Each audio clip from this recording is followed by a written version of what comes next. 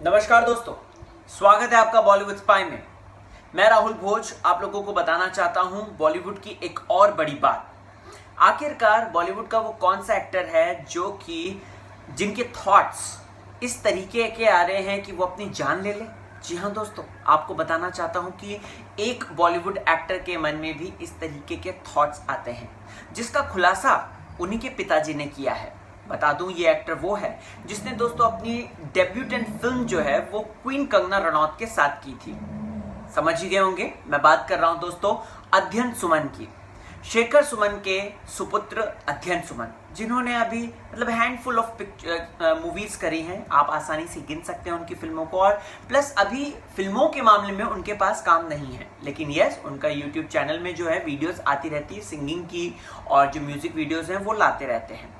बताना चाहता हूं दोस्तों, तो शेखर सुमन ने इस बड़ी बात का खुलासा किया कि उनके बेटे ने, यानी कि अध्ययन सुमन ने शेखर सुमन को जो है काफी टाइम पहले ये बात बोली थी कि डैड, मुझे भी इस तरीके के थॉट्स आते हैं। और जब शेखर सुमन ने ये बात सुनी तो वो बुरी तरीके से डर गए थे। इस इंटरव्यू में शेखर सुमन कहते हैं कि मैंने उसके बाद जो है अपने बेटे पे निगरानी रखनी शुरू कर दी थी।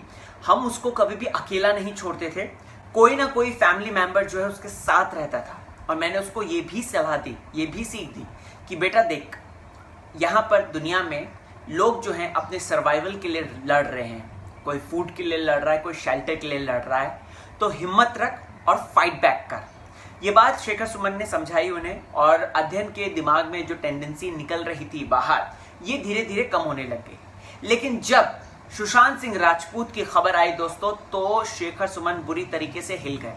शेखर सुमन और अध्ययन सुमन दोनों, इनफैक्ट अध्ययन और भी ज्यादा कहीं ना कहीं इस सदमे में हो गए कि कैसे ये कर सकता है।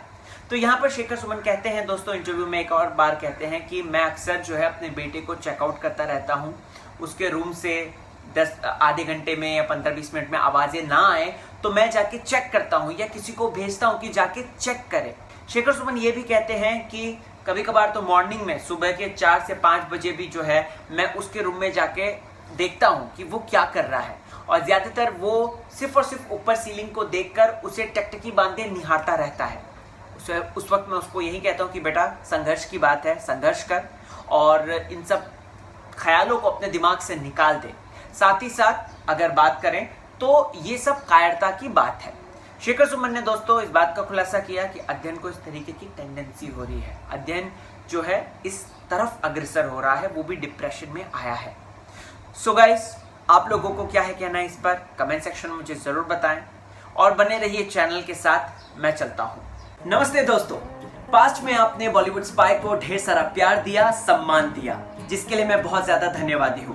अब वक्त आया है एक नए चैनल को प्यार और सम्मान देने का, यानी कि फूड स्पाई को, जहां पर आपको अलग अलग अनोखी रेसिपीज तो मिलेंगी, साथ ही साथ बॉलीवुड के सेलिब्रिटीज क्या खाते हैं, उनके डाइट प्लान्स क्या हैं, और तरह तरह की अलग अलग जानकारी मिलेगी।